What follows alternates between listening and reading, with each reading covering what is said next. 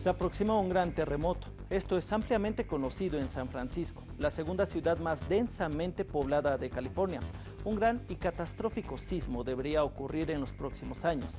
Y es que según los expertos, la probabilidad de que suceda en las siguientes 3 décadas es superior al 90%. Ya uno de los peores desastres naturales en la historia estadounidense pasó hace casi 30 años en esta ciudad. El 19 de octubre de 1989, a las 17:04 hora local, un terremoto de magnitud 6.9 sacudió la bahía de San Francisco. En 15 segundos dejó 67 muertos, más de 3,000 heridos y millones de dólares en daños y perjuicios. California, para evitar lo peor, se moviliza. Los ciudadanos aprendieron a apagar incendios, cerrar líneas de gas y brindar primeros auxilios. La motivación de los residentes es sorprendente. Nuestros corresponsales fueron a la ciudad a conocer a aquellos que experimentaron el último sismo y ver cómo se preparan ante lo inminente. Pues para los habitantes de San Francisco la pregunta no es si habrá otro gran terremoto, sino cuándo sucederá.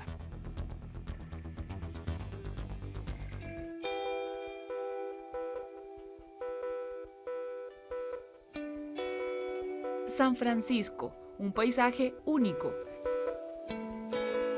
Es la segunda ciudad más densamente poblada de Estados Unidos y San Francisco vive desde siempre bajo la amenaza permanente de los sismos. 30 años después del terremoto de Loma Prieta, la cara de la bahía de San Francisco no ha cambiado. Pero las cicatrices son profundas y el recuerdo del sismo está en todas las mentes. Nancy recuerda ese 17 de octubre de 1989 como si hubiera sido ayer. A las 5:04 de la tarde, más exactamente, Nancy atravesaba el puente del Golden Gate. Estaba justo aquí, en el medio del puente, y 3 segundos después empezó a balancearse de un lado al otro. En ese entonces no había nada separando las vías. De inmediato entendí lo que estaba pasando. Entendí rápido que era un terremoto. Fue algo impresionante.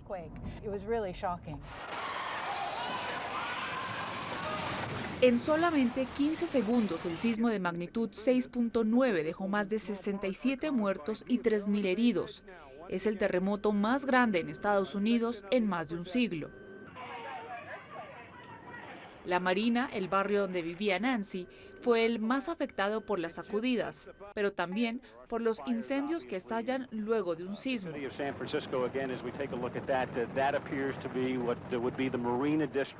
Más de 200 construcciones fueron destruidas. Los incendios devoraron varios inmuebles y otros se apilaron como un castillo de naipes. Inmuebles de 3 pisos se volvieron un solo piso. Luego del terremoto, las tuberías se rompieron y las fugas de gas desencadenaron varias decenas de incendios en toda la ciudad.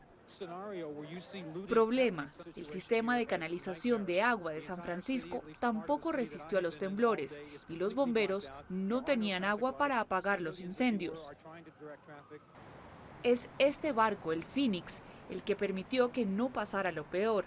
El teniente James Draper recuerda ese día con orgullo. Cuando los primeros camiones de bomberos llegaron al lugar y vieron los edificios en fuego, conectaron su manguera de incendios al hidrante y ahí se dieron cuenta de que no había agua. Así que llamaron al barco de bomberos que logró atracar. Luego tomaron esa manguera y la conectaron al barco y pompearon el agua de la bahía. En total, 20 millones de litros de agua de la bahía permitieron apagar los incendios. Pero lo que marcó a los bomberos es la movilización ciudadana. Frente a la emergencia, más de un centenar de civiles ayudaron a cargar las mangueras contra incendios de la bahía hasta las llamas. Era una escena de un caos total. Todo el barrio de South Market se había desplomado y todos los camiones de bomberos se habían movilizado para sacar a las víctimas de los escombros. No podían ir a la marina a apagar los incendios, así que muchos bomberos en descanso y sobre todo muchos civiles ayudaron a los bomberos. Los bomberos de San Francisco aprendieron lecciones del terremoto de 1989. Los bomberos de San Francisco también están lo más preparado posible para el próximo gran sismo, que de acuerdo con lo que se nos ha dicho, va a pasar pronto. Nosotros reforzamos los inmuebles, enseñamos nuevas técnicas a nuestros bomberos, sobre todo en aquello que concierne a los inmuebles que se derrumban y a los incendios. Los bomberos también renovaron un sistema único. Cisternas de agua dispersadas por toda la ciudad. Más de 180 piscinas gigantes y subterráneas. En total, hay 40 millones de litros de agua almacenados bajo la ciudad y disponibles en permanencia. Los ladrillos en el suelo delimitan el depósito. Estos ladrillos se ven por toda la ciudad. ¿Y cómo sirve esto en caso de sismo? Es muy útil. Si llego aquí y este edificio está en fuego y el hidrante no funciona, entonces tengo 75,000 litros de agua disponibles para apagar el fuego. Pero hoy en día lo que preocupa a los bomberos es la densidad de población de San Francisco, 1,6 millones de personas concentradas cada día en una pequeña península. La densidad, ¿cuántas personas estarán presentes? ¿Cuántas personas van a correr por las calles? Los edificios que se derrumban. Ese es nuestro desafío.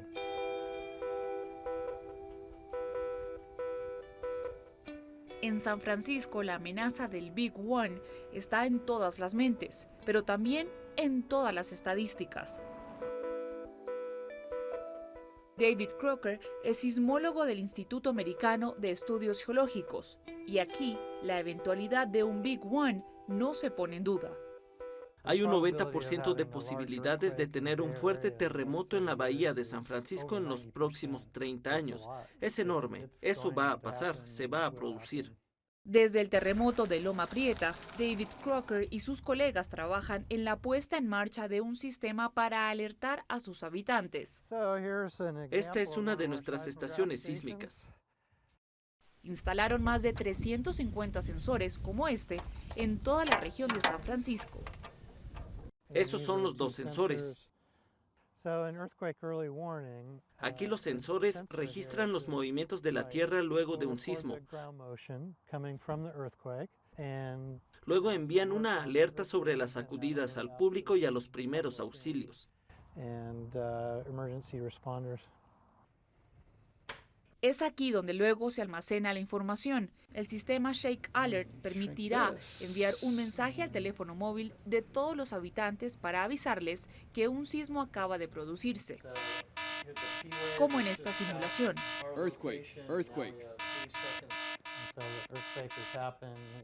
El sismo acaba de producirse y en 6 segundos este temblor va a alcanzarnos. Y es en ese momento cuando vamos a sentir el fuerte terremoto. La información digital es difundida a la velocidad de la luz, más rápido que la sacudida del sismo que viaja a la velocidad del sonido. En 1989, la alerta hubiera podido prevenir a los habitantes de San Francisco 60 segundos antes de que la tierra temblara, el tiempo para ponerse fuera de peligro y tal vez salvar decenas de vidas. Pero el sistema todavía no es operacional. El obstáculo es tecnológico, pero también y sobre todo financiero.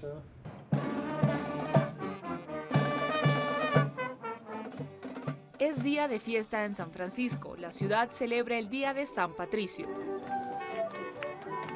Sin embargo, no es un buen momento para el alcalde de San Francisco. Mark Farrell acaba de enterarse de que el presidente Trump desearía eliminar la subvención al programa Shake Alert de su presupuesto del 2018. Es increíble que no sea una prioridad del gobierno federal en Estados Unidos, pero a pesar de eso debemos reaccionar. Nuestros residentes deben subirse las mangas. La alcaldía debe obviamente poner de su parte. Vamos a hacer lo que sea necesario y ya veremos lo que ocurre con el presupuesto federal. La ciudad sabrá reaccionar en tal situación. Ya que San Francisco no dispone sino de 300 bomberos para cerca de 2 millones de habitantes y de trabajadores presentes cada día. En caso de catástrofe natural, la ciudad espera poder contar con voluntarios.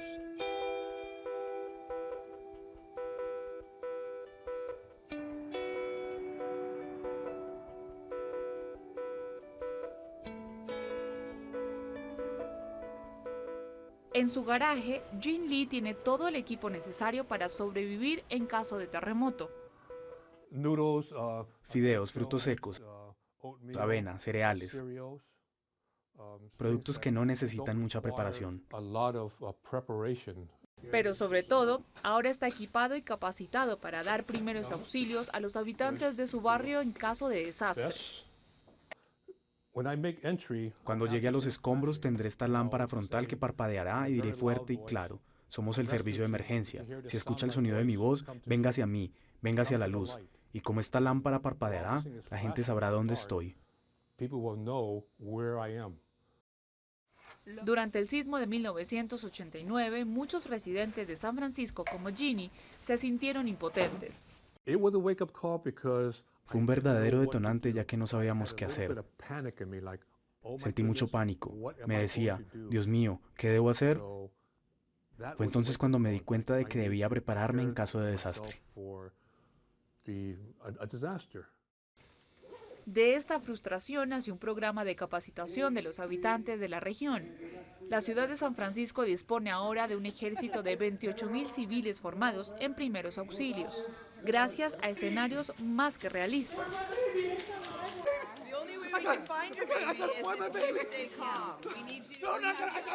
Aquí entran a una sala con varios heridos, justo después de un sismo.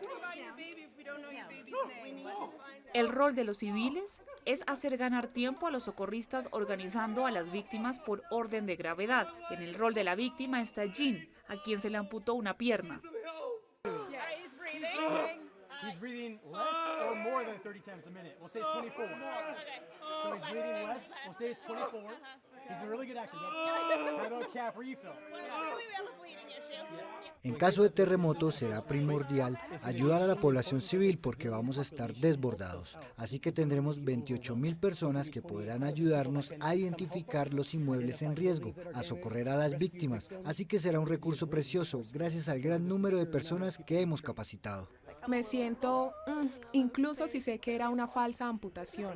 Aprendí que no es porque a alguien le falte un miembro que va a estar en la peor categoría de heridos. Pienso que en caso de urgencia va a ser muy difícil tener las ideas claras y seguir el protocolo. Es por eso que esta capacitación es muy valiosa.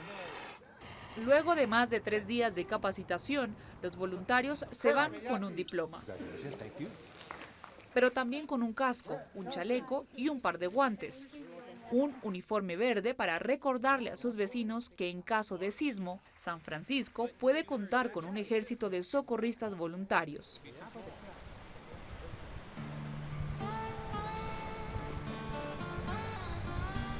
Si los habitantes de la bahía de San Francisco se preparan activamente para el Big One, otros en California no se toman la amenaza muy en serio. John organiza excursiones turísticas en la falla de San Andrés, aquella que fascina tanto como asusta, ya que es el inevitable despertar de esta falla la que originará el Big One. Según los científicos, debe haber un fuerte terremoto cada 150 a 200 años. El último gran terremoto en el sur de la falla de San Andrés data de 1690. Así que técnicamente estamos muy retrasados.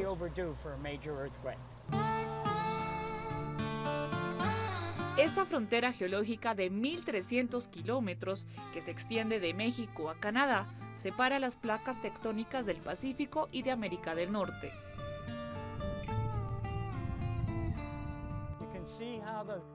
Aquí pueden ver cómo la roca sedimentaria se inclina hacia la derecha, y luego cuando miran hacia su derecha, la roca se inclina hacia la izquierda. Así que estamos precisamente en la falla de San Andrés. Es una zona que serpentea y vamos a ir al centro. Estas placas tectónicas se desplazan 3 centímetros por año.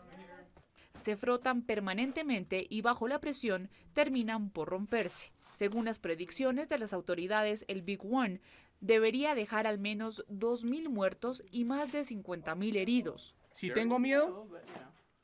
Ahora mismo no, pero imagino que si hubiera un temblor o si el agua brotara, me daría más que miedo. Y usted estaría solo porque yo ya me habría ido. Acá los visitantes juegan a asustarse. Sin embargo, en San Francisco, como en toda California, La amenaza del Big One es muy real. Si desea ver nuevamente este reportaje, lo invitamos a visitar france24.com. Muchas gracias y nos vemos pronto.